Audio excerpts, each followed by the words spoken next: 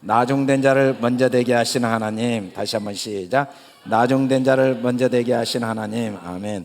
자, 우리 옆 사람 인사합시다. 사랑합니다. 축복합니다. 함께해서 행복합니다. 특별히 오늘은 어버이 주일이죠. 우리 부모님들이 옆에 계신 분 또 안 계신 분들도 많이 있는데 우리 부모님들에게 감사한 마음으로 사랑합니다. 감사합니다. 우리 인사 한번 하겠습니다. 사랑합니다. 감사합니다. 부모님. 또 우리 교회 오늘 이제 작년 2부를 축하하는 시간을 오늘 예배 후에 가지려고 하는데 어르신들 여기까지 우리 자녀들 또 이 나라 이 민족을 섬기느라 수고하신 우리 어르신들 작년 2부 분들을 위해서 우리 축복하고 격려하는 박수 한번 치겠습니다. 사랑합니다. 축복합니다. 앉아주시기 바랍니다. 오늘 어버이 주일인데 어버이 주일에 오늘 나중된 자를 먼저 되게 하시는 하나님이란 제목으로 함께 은혜를 나누고자 합니다. 이 내용은 좁은 비유입니다. 마태복음에 이 내용이 나오고 마가복음에 나오고 또 누가복음에 나오는 내용인데 좁은 문에 대한 이야기는 아주 우리가 한 번만 읽으면 이해할 수 있는 쉬운 이야기입니다. 내용을 그대로 해석해 보면 좁은 문으로 들어가기를 힘써라. 들어가기를 구하여도 못하는 자가 많다. 좁은 문으로 들어가는 자는 아주 힘써야 되고 많은 사람들이 들어가고 싶어도 못 들어간다. 좁은 문으로 들어간 사람이 적다. 또 문을 한번 닫은 후에는 절대로 문을 열어주지 않는다. 아무리 두드려도 소용없다. 그래서 문 닫히기 전에 반드시 좁은 문으로 들어가야 된다. 문도 좁은데 기회도 한 번밖에 없다고 합니다. 세 번째는 아니 우리가 주님과 함께 먹고 마셨고 배웠는데 무슨 말씀입니까? 분명히 주님과 함께 먹고 마시고 배운 그들이 있는 그대로 이야기했는데 주님은 내가 너 모른다. 행악하는 모든 자들아 나를 떠나라. 둘 중에 한 명이 거짓말을 하게 되는 상황이 됩니다. 분명히 먹고 마시고 배웠다고 하는 사람들과 도무지 모른다. 행악하는 자들아 떠나라. 그리고 이제 아브라함, 이삭, 야곱 선지자는 하나님 나라에 있지만 너희는 밖에 쫓겨나가서 그때 슬피 울고 이를 갈게 될 거다. 그래서 좁은 문으로 못 들어가면은 아주 슬퍼하고 이빨을 가는 비참한 인생을 영원한 고통을 당하게 될 것이다. 이런 내용으로 이 본문이 쓰여져 있습니다. 그러면서 이제 다 비유를 이건 비유인데 다 비유. 결론적으로 나중된 자가 먼저 내고 먼저 된 자가 나중된다 이렇게 말씀을 하십니다. 사실은 오늘 우리가 영상에 본 것처럼 부모는 자녀에게 거짓말을 참 많이 하시죠. 아무것도 해줄 수 없어도 다 해줄 수 있다고 말하고 안 먹었어도 먹었다고 하고 사실은 괜찮지 않은데 괜찮다고 말하고 그럴 수밖에 없는 경우가 참 많죠. 하나님의 말씀이 우리에게 이렇게 해석되어질 수도 있지만 그렇게 써놓으셨으니까 또 그렇게 기록되어 있으니까 해석될 수 있지만 이걸 말씀하신 분이 하나님이라는 사실을 우리가 기억하고 이 성경을 읽어야 되는 것도 중요하죠. 이렇게 말씀하신 하나님이 어떤 분이냐?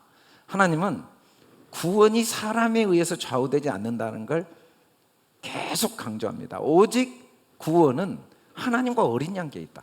우리가 힘쓰고 애쓴다고 구원을 받을 수 있는 것도 아니고 또 우리가 아무 일 안 했다고 구원을 못 받는 게 아니라 구원은 하나님 그 어린 양에게 있다 라고 또 말씀하시죠. 또 한 번 문을 닫으면 도무지 모른다고 말씀하신다고 하시지 않고 미쁘셔서 반드시 이루신다. 변함이 없어요. 마음이 바뀌질 않아요. 변함이. 특히 야 너희가 힘쓰지 않으면 안 된다라고 말씀하신 것처럼 보이지만 하나님은 구원이 우리 행위와 아무 관계없이 오직 자기 뜻과 영원 전부터 예수 안에 은혜로 구원하신다고 말씀하고 있거든요. 특별히 많은 사람이 구원 못 받는다 라는 의미로 읽혀지고 있는데도 불구하고 성경은 오래 참으셔서 아무도 한 사람도 멸망하지 아니하고 회개에 이르기를 원하신다 이렇게 성경에 나와 있어요. 자, 하나님이 말씀하신 하나님, 그 하나님이 하신 좁은 문의 비유를 우리는 어떻게 읽는가? 우리는 하나님을 이렇게 읽으면 하나님은 어떤 분으로 생각하냐면, 야, 구원받을 사람 못 받을 사람이 딱 정해져 있다. 따로 정해져 있다. 정신 바짝 차리고 좁은 문으로 들어가길 힘써라. 네가 정신 차려서 힘 안 쓰면 내가 너를 구원 못해.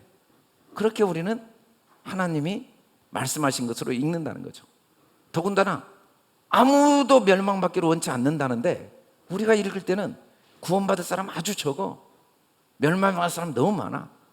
경쟁률이 보통 심한 게 아니야. 웬만큼 해가지고는 구원 못 받아. 나는 과연 이 경쟁률을 뚫을 수 있을까? 라는 생각이 드는 거죠. 또 내가 좁은 문으로 들어가기를 힘쓰지 않으면 하나님은 결국 나를 구원 못 하셔. 아무리 하나님이 전능하시다는 걸 분명히 나도 인정하지만, 그러나 구원의 만큼은 전능할 수가 없어. 내가 좁은 문으로 들어가야 구원하시는 거지. 그분이면 전능한 건 사실인데 구원은 안 돼 라는 확신을 우리가 갖고 이 본문을 읽는다는 겁니다.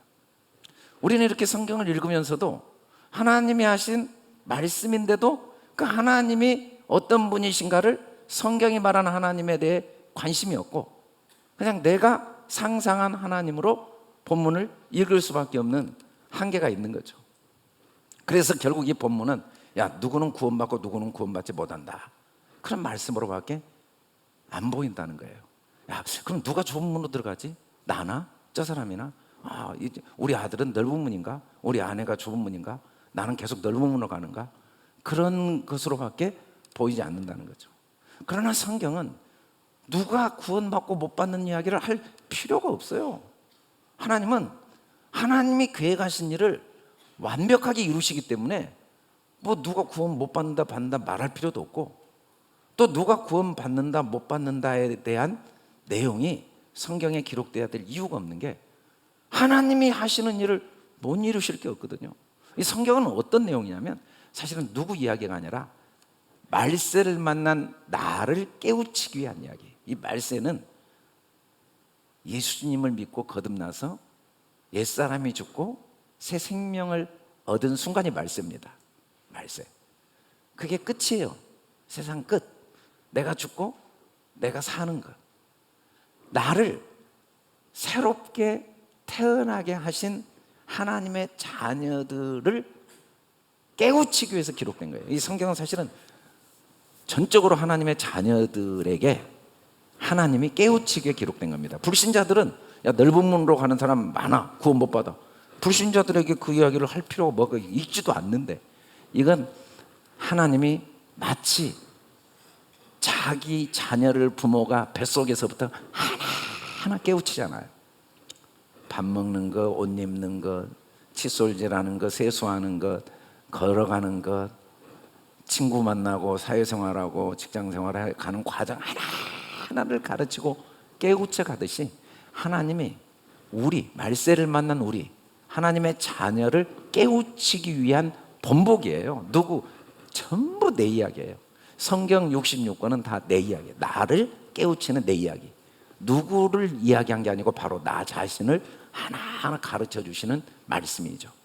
누구 구원받았다 못 받았다, 뭐 네가 뭘 해라 이런 게 아니라 하나님이 나에게 어떤 분이신가, 하나님이 나를 어떻게 돕고 계시는가를 깨우치는, 그걸 깨달아야 내가 나답게 사니까 깨우치시는 말씀이죠. 좁은 문 비유는 하나님은 미쁘십니다. 그리고 하나님이 이루시는 분이에요. 반드시 자기 생각과 계획을 반드시 이루시죠. 우리는 믿음이 없어요. 우리는 뭐 조변색계입니다. 우리는 나도 나를 못 믿어요. 누가 누구를 믿겠어요? 여러분 저를 믿는다고 말씀하시지만 미안하지만 저는 저도 못 믿어요. 그러니까 저를 믿을 생각을 하지 마세요. 나도 못 믿는 나를 여러분들이 어떻게 믿는지 신기해요. 가끔 그러더라고요. 저는 목사님 믿어요. 그럴 때마다 제가 그분이 참 존경스럽긴 해요. 위대한 능력이다. 나도 나를 못 믿는데 어떻게 믿으시는가. 사실은 우리는 믿음이 없어요. 믿음이 없어요. 그러나 하나님은 절대로 변함이 없죠. 그래서 이 좁은 문 비유는 하나님이 어떻게 내 속에서 일하시는가를 계시, 하나님의 언약이 내 안에 어떻게 완성되어져 가는가를 우리한테 가르쳐 주시는 말씀이에요. 나보고 뭘 하라 이래라 저래라는 말씀이 아니라 하나님이란 분이 나를 이 땅에 태어나게 하셔서 내 삶 속에 어떻게 언약을 완성해 가시는가. 한마디로 말해서 죽음같이 강한 사랑, 질투는 수월같이 잔인. 부모는요 포기할 수가 없어요. 자녀에게 거짓말을 해서라도 끝까지 자녀를 사랑하고 도와요. 그 지옥불에 집어넣는 고통을 주면서라도 뭐 남의 자식이면 포기하겠죠. 어쩔 수 없으니까. 그런데 안 돼요. 안 돼. 하나님이 우리를 어떻게 구원해 가시고 어떻게 우리를 자라가게 하시고 우리 속에 하나님의 그 언약을 완성해 가시는가를 깨닫게 하시는 말씀이 좁은 비유입니다. 그래서 이 말씀은 진짜 하나님이 도대체 나를 지금까지 어떻게 인도하셨고 앞으로 어떻게 인도하실 것인가에 대한 하나님의 사랑, 그 질투하시는 하나님의 그 열심을 우리에게 교훈해 주시는 말씀이죠. 오늘 말씀은 각 성 각 마을로 다니사 가르치시며 예루살렘을 여행하실 때 한 사람의 질문으로 시작됩니다. 그런데 이 성경은 예수님은 계속 가르치신다고 나오는 이 가르치심은 정확히 말하면 뭔가를 지시해 주시는 거고 또 설명해 주시는 거거든요. 뭘 가르치실까요? 예수님이 뭘 가르치셨어요? 예수님이 가르치는 내용은 딱 하나예요. 이 모든 만물 속에 하나님의 능력과 하나님의 신성, 하나님의 성품이 담겨 있는 걸 깨닫게 해주고 보여주는 게 예수님이 가르치신 내용이죠. 그걸 분명히 보여졌는데 안 보여. 우리 눈에는 산만 보여요. 그 속에 하나님의 사랑이 달만 보여, 별만 보여요. 부모만 보이고 자식만 보이고 내 몸만 보이고 이 나라와 국가와 경제, 사회, 눈에 보이는 교회 이것밖에 안 보여. 근데 이것들은 다 하나님의 능력과 성품을 보여주기 위한 도구라는 걸 가르쳐 주신 게 예수님 말씀이죠. 그게 진리입니다. 진리. 예수님은 진리 외에는 가르치시지 않았어요. 뭐 부부 생활을 어떻게 해라, 자녀를 어떻게 양육해라, 건강 관리는 어떻게 해라, 사회생활은 어떻게 해라, 교회는 어떻게 부흥시켜라, 그리고 하나님의 축복은 어떻게 받아라. 물론 다 성경에 나온 이야기예요. 근데 그건 가르치신 게 아닙니다. 그건 다 뭔가를 지시하기 위한 도구예요. 뭘? 하나님의 성품, 하나님의 능력, 그 나의 아버지 하나님의 나를 향한 능력과 사랑의 어떠함이 주님이 가르치신 전부입니다. 그게 진리거든요. 그거 변하지 않아요. 여러분, 부모가 자녀에게 얼마나 많은 걸 가르치는지 그걸 다 기록하면 정말 상상할 수가 없어요. 뱃속에서부터 하나하나 다 가르쳐요. 엄마, 아빠, 손가락, 발가락, 숟가락, 밥, 정말 말로 표현할 수 없이 많이 가르쳐요. 그리고 이제 옷 입어라, 초등학교 보내고 중학교, 고등학교 다 가르쳐요. 결혼할 때 또 가르쳐요. 결혼하고 나이가 뭐 60 먹어도 또 가르쳐요. 차 조심하라고 또 가르쳐요. 그 모든 가르침은 딱 하나예요. 내가 너를 어떻게 사랑하고 네가 얼마나 내게 소중한가를 말하고 있는 거죠. 다른 내용이 없어요. 사랑이에요. 자녀를 향한 사랑, 그게 진리죠. 하나님을 향한 사랑, 그 사랑을 가르치시고 계시는 거죠. 근데 이때 어떤 사람이 와가지고 구원받은 자가 적으니까? 라고 물었어요. 구원받은 자가 적으니까. 근데 사실은 이건 그대로 의역을 해버렸어요. 직역을 그대로 하면 구원을 받는 자가 적은 자입니까? 이게 원문에 그대로 해석하면 구원을 받은 자가 적은 자입니까? 라고 쓰여져 있는데 한글 성경을 번역하실 때 구원받은 자가 적으니까 라고 하니까 의미는 정확하게 전달될 수 있는데도 오해의 소지가 좀 있어요. 야, 구원받은 숫자가 적습니까? 라고 물어본 것으로 오해할 수는 있는데 번역은 분명히 정확했습니다. 이걸 그대로 정확히 의역을 하면 구원을 받는 자가 적은 자입니까? 다른 말로 하면 적은 자가 구원받습니까? 라는 질문입니다. 구원받은 수가 적습니까? 라는 질문은 아예 아니에요. 근데 뭐 성경에 그렇게 말 안 했는데 우리는 그렇게 내가 알아서 해석을 할 수는 있습니다. 왜 이런 질문을 했냐면 그 전에 이 구원받은 자가 적은 자, 아주 적은 자, 거의 없는 자, 아주 미미한 자, 보잘것없는 자입니까? 라는 질문을 할 수밖에 없었던 이유가 그 바로 앞에 예수님이 계속 하신 일이 재물을 많이 쌓아두면 하늘나라 못 간다고 이야기하시면서 말하는 내용이 적은 무리예요. 이때 이 적은 무리가 누구냐면 뭐 문둥병자, 중풍병자, 거지, 소경, 또 뭐 귀신 들린 자, 창기, 세리 이런 사람들이 적은 무리인데 다른 말하면 보잘것없는 무리. 너무 돈도 없고 가진 것도 없고 능력도 없고 인정도 못 받는 그 사람들에게 뭐라고 했냐면 무서워 말라. 너희 아버지께서 그 나라를 너희에게 주기를 기뻐하신다. 이렇게 말씀하신 걸 듣고 있던 내 마음 속에 아니 하나님 그러면 적은 자가 구원받습니까? 그렇게 묻는 거예요. 하나님 그럼 돈 없어야 구원받습니까? 죄 많이 져야 구원받습니까? 아니 하나님이 우리를 사랑하셔서 복 주시겠다고 약속했고 건강도 주시고 물질도 주시고 자녀도 주시고 교회도 부흥시켜 주시고 사업도 번창하게 해주시고 그 하나님 다 주셔놓고 그럼 하나님이 그런 거 있으면 구원 못 받는다고 말씀하시면 이거 하나님 하신 말씀이 이게 앞뒤가 안 맞지 않습니까? 앉지 않습니까? 아니 적은 자가 구원받다니요. 가난해야 구원받고 죄를 지어야 구원받습니까? 라는 질문입니다. 이 질문이 구원받은 수가 적습니까? 라는 질문이 아니고 그러니까 예수님이 갑자기 뭐라고 대답하냐면 좁은 문으로 들어가기를 힘쓰라. 이 이야기가 굉장히 많이 나와요. 아예 마태복음에서는 7장에서 좁은 문은 좁고 협착해서 들어가는 자가 적다 그랬는데 없다예요. 들어가는 자가 없다. 사실은 들어가는 자가 없다. 넓은 문은 길이 넓어서 그리로 가는 사람들이 많다.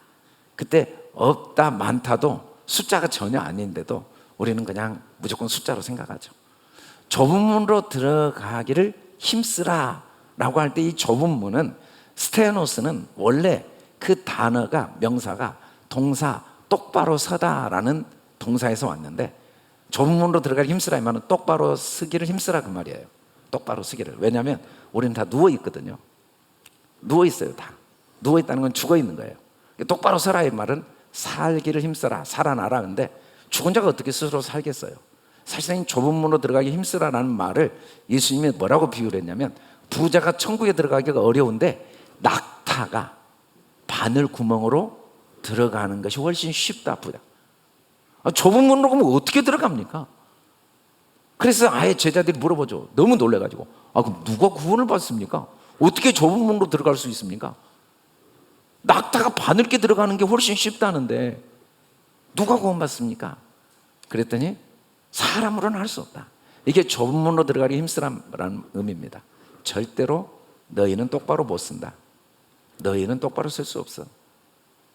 너희는 물론 하나님은 다 하시지만 내가 너희에게 이르노니 들어가기를 구하여도 못하는 자가 많으리라. 이 말은 그 좁은 문으로 들어가기를 구하는 자가 많은데 못 들어간다는 말이 아니라 들어가기를 구하여도 못하는 자가 많으리라. 이 말이 많은 자는 절대로 들어가기를 구하지 못한다. 구하여도 들어가지 못한단 말이에요.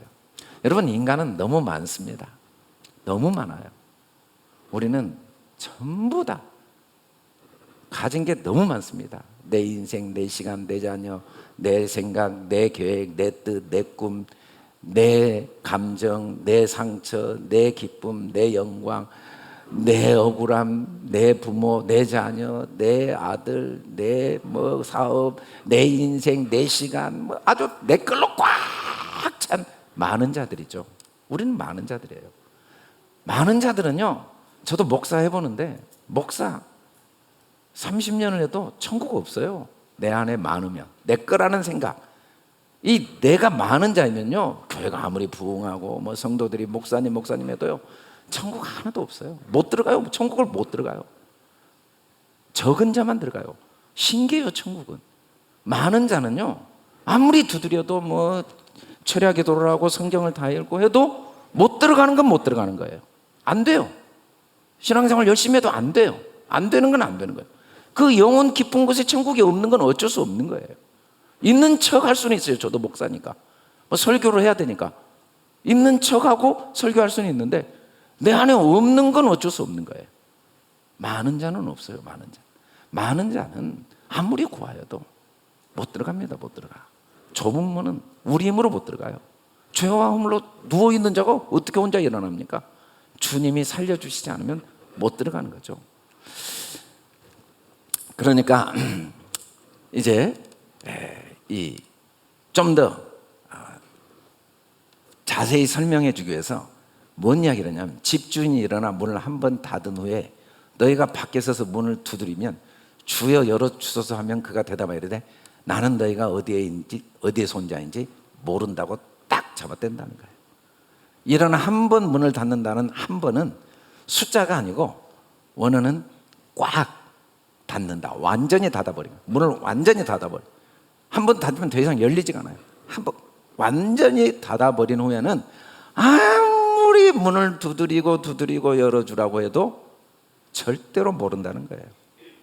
이 말씀은 내가 제대로 일 안 하면, 제대로 신앙생활 안 하면 한 번 주님이 내가 혹시 이단에 빠지거나 뭐 문제가 생기거나 뭐 내가 또 뭐 죄를 짓거나 한 번 하면은 끝이구나, 그런 의미가 전혀 아닙니다.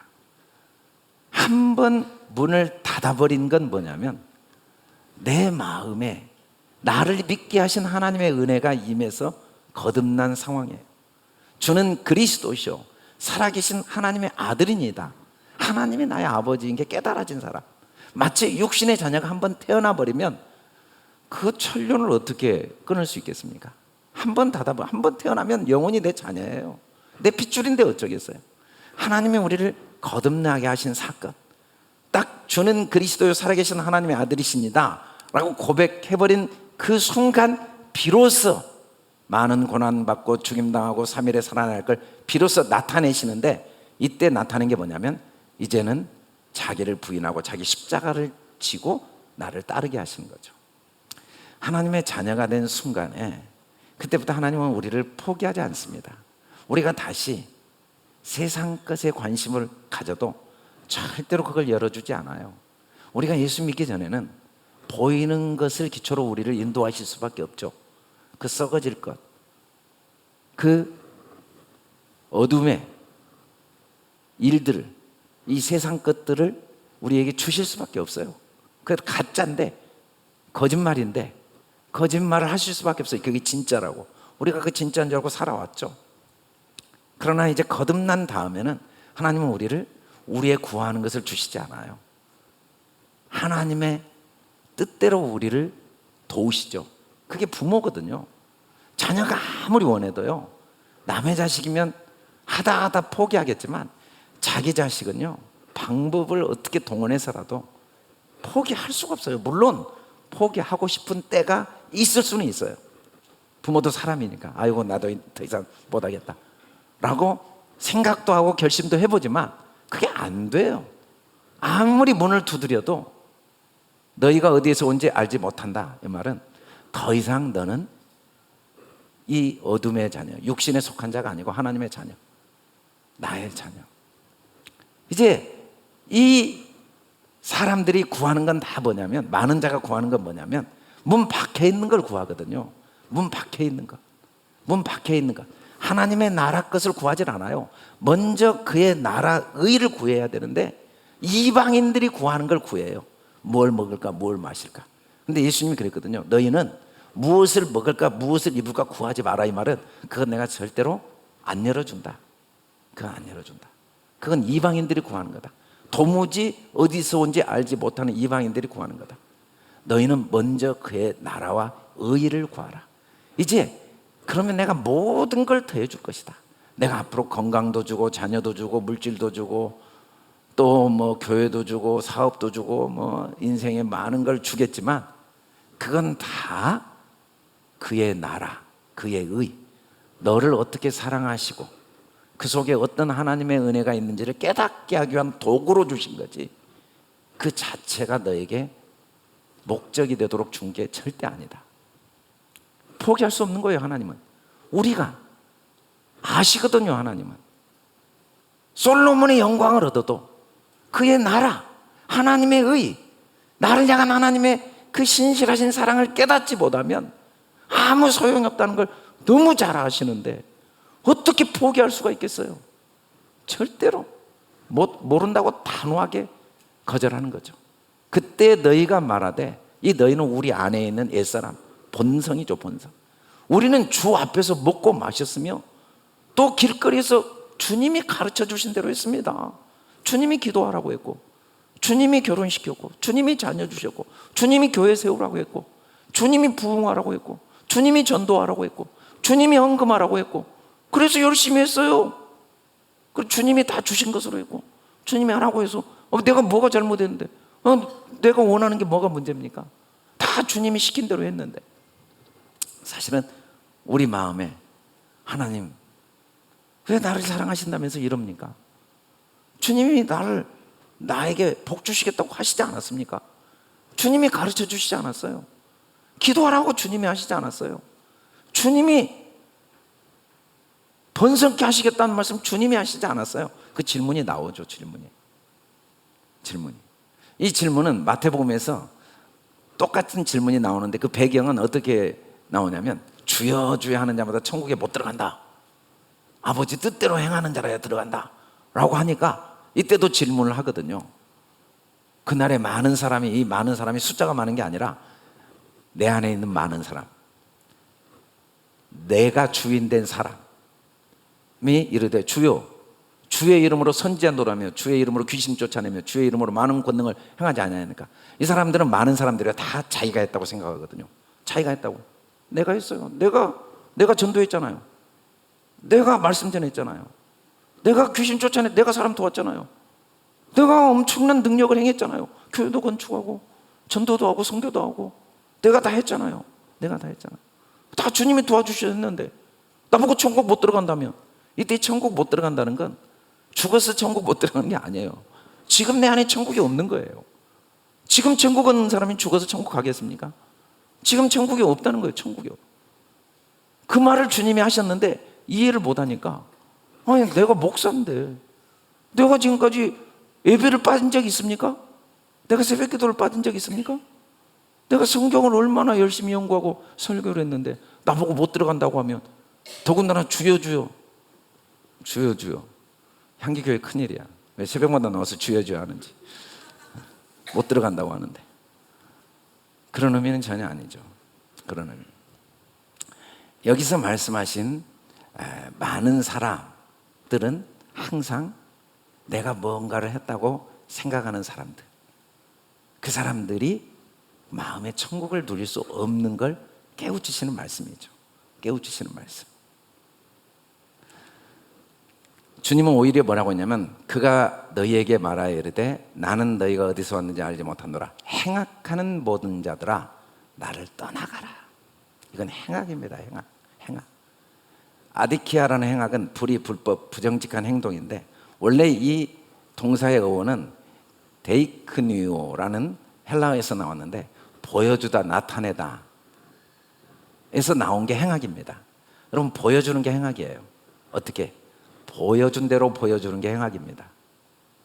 여러분, 자녀가 제일 큰 부모에게 불효가 뭐냐면 보여준 대로 보여주는 거예요. 나가라고 했더니 집 나가버리고, 죽으라고 했더니 죽어버리고, 밥 먹지 말라고 했더니 밥 안 먹고. 그것보다 큰 행악이 없어요. 보여주는 대로 보여주면 안 돼요. 부모는 회초리로 때렸지만 그 때리는 부모의 마음, 부모는 거짓말했지만 그 거짓말하는 부모의 마음, 그 부모의 마음을 아는 게 진짜 자녀죠. 세상 사람은요 모를 수 있어요. 제가 한 3년 정도 그 MBC 아나운서 분이 자기 부모님에 대한 글을 계속 인터넷에 올린 걸 읽을 때마다 참 많이 감동을 받았어요. 그 읽으면 정말 마음 깊은 곳에 깨달음을 주더라고요. 자기 부모님이 막노동 하신 분이었고 어머님은 글을 모르시는 분인데, 자기가 그 부모님을 부끄러워하다가 아나운서 돼서 결혼해서 자녀를 낳고 공개적으로 2017년인가 자기 부모님이 막노동꾼임을 이제 공개하면서 그 부모님에 대한 그 부모님의 마음을 깨달은 걸 자녀를 키우면서 깨달은 내용을 글로 계속 고백하는데, 그 고백을 통해서 많은 깨우침을 준 분이죠. 여자 아나운서가. 그게 진짜 자녀죠. 사람들은 막노동꾼이라고 무시할 수 있어요. 보이는 대로 보니까. 사람들은 저렇게 자식을 함부로 때린다고 나쁜 부모라고 말할 수 있어요. 자식은 그 부모의 마음을 봐야 자식이에요. 왜 그렇게 하는지. 진짜 선은 이 보이는 만물이 나를 위해 만드신 하나님의 마음이 보여야 돼요. 별을 그냥 만드신 게 아니에요. 달 꼭 나를 위해 필요해서 만드신 거예요. 이 지구, 육신의 부모, 하나님이 나를 위해 자기 목숨까지 주신 하나님이 먼지 하나도 다 나를 위해 만든 게 보여야 돼요. 예수 안 믿는 분도요, 진짜 부자로 사는 자기 비결을 아침마당에 나와서 이야기하더라고요. 그러니까 올바른 시야를 가지면 너무 행복하대요. 그래서 자기는 길을 걸어가면 이게 다 내 도로여서 너무 행복하대요. 내 세금으로 만든 아스팔트니까. 공원에 딱 앉으면 이게 내 땅이어서 너무 행복하대요. 시청에 가면 이게 내 건물이어서 행복하대요. 어차피 내 세금으로 만든 거니까. 그래서 그냥 자기는 뭐 어떤 사람은 집 없고 땅 없다고 그러면 이해가 안 간대요. 난 집이 너무 많고 땅도 너무 많고 막 열차를 타면 이게 내 차예요, 내 차. 그래서 차가 없다고. 차가 이렇게 큰 차가 너무 많은데 시야만 좀 바꿔도 너무 부자로 행복하게 산다는 간증을 아침마당에서 하더라고요. 그래요. 보이는 것을 보이는 대로 보면은 그건 악한 겁니다. 보이는 건 다 지나가요. 육신의 정, 안무의 정, 이생의 자랑, 이건 다 하나님이 다 지나가도록 주셨어요. 뭘? 오직 아버지 뜻을 행하는 자 되게 하기 위해서. 아버지 뜻을 행한다는 게 뭐예요? 부모 뜻을 행한다는 게 뭐예요? 그 속에 어떤 부모의 마음이 담겨 있는가를 아는 게 부모의 뜻을 행하는 거죠. 부모의 뜻. 그걸 행하지 않으면 행악자입니다. 행악자. 그 속에 어떤 아버지의 사랑이 있는가를 깨닫지 못하면 행악자입니다. 그건 자녀가 아니에요. 부모가 좀 미숙할 수 있죠. 화를 내고 때로는 뭐 감정적으로 대할 수 있어요. 그러나 부모는 자녀를 향하여 그 사랑이 담겨 있지 않을 수가 없어요. 어떤 행동, 어떤 말에도. 이 존재하는 모든 사건, 상황, 문제 속에 나를 향한 하나님의 사랑이 담겨 있지 않고 존재하는 건 하나도 없죠. 그걸 깨달아 알아가도록 하나님이 우리를 돕고 계시는 거예요. 그걸 돕고 계시는 거죠. 너희 육신이 연약함으로, 처음에 사람의 애대로 말을 해요. 우리가 육신이 전부조라니까 처음에는 육신으로 병도 치료해주고 보이는 것으로 하나님의 축복을 주실 수 있어요. 또 율법을 막 주세요. 율법을 지키면 하나님 복을 주십니다. 기도 많이 하고 헌금 많이 하고 전도 많이 하고 예배 잘 드리면 복을 주세요. 근데 시간이 지나면 선한 것이 사망이 되게 하십니다. 선한 것, 이 선한 것 율법이거든요. 이 율법은 죄가 죄로 드러나기 위하여 선한 그것으로 말미암아 나를 죽게 만들었으니 얘는 계명으로 말이, 계명은 선한 겁니다. 우리가 열심히 예배드리고 전도하고 말씀 보고 기도하는 것 그 자체가 나쁜 거 아니에요. 선한 건데 그걸 열심히 하면 할수록 죄로 심히 죄되게 한다. 이 죄로 심히 죄되게 한다는 건 진짜 죄가 뭔지를 자꾸 깨달아 알게 해주시는 은혜죠. 여러분, 율법이 왜 그렇게 좋냐면 지켜볼수록 깨달아 알아요. 진짜 죄가 뭔지, 내 것이 하나도 없다는 걸, 얼마나 내가 거짓말 많이 했는지, 얼마나 도둑질 많이 했는지 율법을 지켜볼수록 알아요. 율법을 대충 지킨 사람은요, 죄가 심히 죄되게 하는 은혜를 깨닫지 못해요. 근데 지켜볼수록, 목회를 해보니까 목회를 할수록 내가 얼마나 죄인인지를 깨달아 아는 거예요. 얼마나 내 안에 거짓말이 가득한, 다 주님이 주신 건데 내 거라고 자랑하고 다니고, 다 주님 건데 내 것인 척 얼마나 착각하고, 내 교회인 척, 내 능력인 척, 내 은사인 척, 내 업적인 척 얼마나 자랑할 수밖에 없는 이 죄악된 본성이 열심히 해볼수록 깨달아지더라고요. 하나님이 은혜를 주실수록 깨달아지더라고요. 깨달아져요. 그 깨달음이 진짜 은혜입니다. 깨달음이 은혜예요. 여러분, 우리가 하나님께 모든 걸 맡긴다는 게 뭐 아무 일도 안 한다는 게 아니에요. 아무것도 염려하지 말라는 게 아무 생각도 안 하는 게 아니에요. 내가 다 공부해야죠. 내가 열심히 전도해야죠. 내가 설교 준비해야죠. 내가 다 해야 돼요. 그런데 깨닫고 하는 거죠.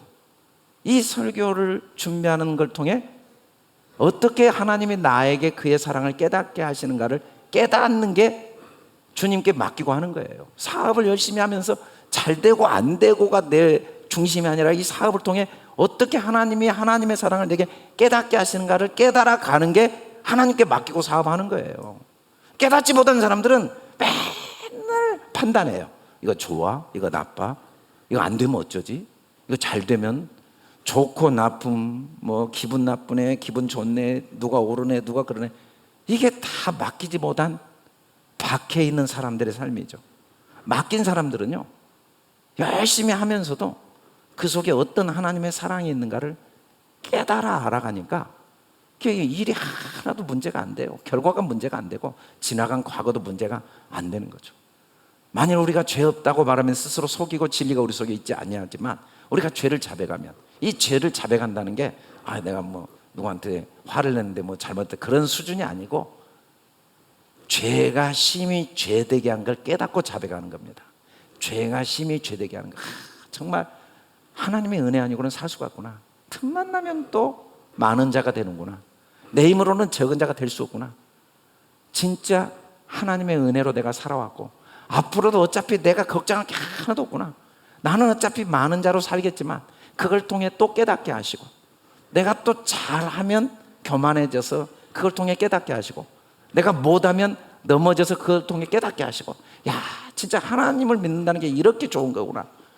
내가 아무리 잘못해도 그걸 통해 어차피 깨닫게 하시는 하나님의 은혜가 있으니까 내가 아무리 잘해도 혹시 교만해질까 염려할 게 없구나. 그러면 또 그 공허한 마음을 통해 깨닫게 하시는 하나님의 은혜가 있구나. 그래서 그냥 심히 죄됨을 깨달아 알아가면서 점점 하나님의 보이시는 게 보이지 않는 게 하나도 없는 거죠. 하나님의 사랑 아닌 게 하나도 없는 거예요. 너희가 아브라함과 이삭과 야곱과 모든 선지자 하나님 나라에 있고 오직 너희는 밖에 쫓겨난 것을 볼 때 거기서 슬피 울며 이를 갈리라. 하나님이 우리를 깨닫게 하시는 깨달음의 은혜가 임하면 아브라함, 이삭, 야곱과 선지자의 복, 하나님 나라가 지금 임합니다. 그러니까 하나님 나라가 임한 사람들은 약속을 받았는데도 못 봤어요. 못 봤는데 전혀 문제가 안 돼요. 보이는 걸 전혀 문제 삼지 않으니까. 아들을 죽이라고 해도 전혀 문제가 안 돼요. 이 아들은 그림자니까. 남편도 다, 아내도 다, 내 육신도 다 그림자예요. 이게 본체가 아니에요. 이걸 통해 하나님의 어떠한 사랑을 깨닫게 하는 도구에 불과하니까 그냥 늙어도 괜찮고 죽어도 괜찮고 없어져도 괜찮고 죽어도 괜찮고 그게 아브라함, 이삭, 야곱입니다. 야곱. 우리를 그렇게 키워가시는 거예요. 아브라함, 이삭, 야곱을 키워가시듯이. 그걸 깨달은 사람들은 밖에 쫓겨나간 걸 볼 때 거기서 슬피 울며 이를 갖는다. 이 말은 내가 너무나 솔로몬의 고백처럼 헛되고 헛되며 헛되고 헛된 것에 마음을 쏟았구나 라는 걸 깨닫는 게 슬피 울고 이를 가는 상태입니다. 이빨을 간다는 건 뭔 말이냐면 먹을 양식이 입속에 없다는 거예요. 왜 없냐면 썩을 양식을 먹고 있으니까. 썩을 양식이 뭡니까? 썩을 양식. 썩을 양식은 하나님께서 보내신 일을 믿지 못하는 게 썩을 양식이에요. 보이는 모든 걸 통해 나를 향한 하나님의 사랑이 담겨 있다는 걸 깨닫지 못하고 살아가는 게 썩을 양식을 위해 일하는 사람이고, 영생하도록 있는 양식이 있는 사람은 보이는 모든 것은 도구고 이 모든 것 속에 하나님의 사랑이 담겨 있지 않은 게 없다는 게 하나하나 깨달아져 가는 사람이 영생하도록 있는 양식을 위해 일하는 사람. 그 사람들은 이빨 갈 필요가 없어요. 음식이 입에 있으니까 씹어 먹으면 되죠. 갑자기 하나님이 이렇게 말씀하시다가 사람들이 동서남북으로 와서 하나님 나라 잔치에 참여한대요. 아니, 이빨을 가는 사람, 행하가는 사람은 뭘 죄를 지었는지 말도 안 하고, 또 이 사람 동서남북에서 온 사람들은 뭔 선한 일을 행했는지 말도 안 하면서 천국 잔치에 참여한다고 말하는데, 이 동서남북에 온 사람들은, 동서남북은 보이는 세상입니다. 보이는 세상으로 왔다는 것은 보이는 세상이 진짜가 아닌 걸 깨닫고 이빨을 간 사람이에요. 이빨을 간 사람. 이빨을 갈면은 동서남북에서 오게 됩니다. 이 보이는 모든 만물을 통하여 실상을 알게 되죠. 죄를 올바로 깨닫고 의를 올바로 깨닫고 심판을 올바로 깨닫고 하나님의 사랑을 깨닫고, 그래서 심령이 가난해집니다. 내게 하나도 없구나. 이게 천국이에요. 실패도 없고 성공도 없고 아픔도 없고 고통도 없고 다 나를 향한 하나님의 사랑이구나. 그 속에 하나님 것이 아닌 게 하나도 없고 자랑할 것이 주님의 은혜밖에 없구나. 이게 가난한 심령입니다. 뭐 돈 없는 사람이 가난한 게 아니고, 그게 애통하는 자죠. 애통. 그 애통이 뭡니까? 이빨을 가는 거예요.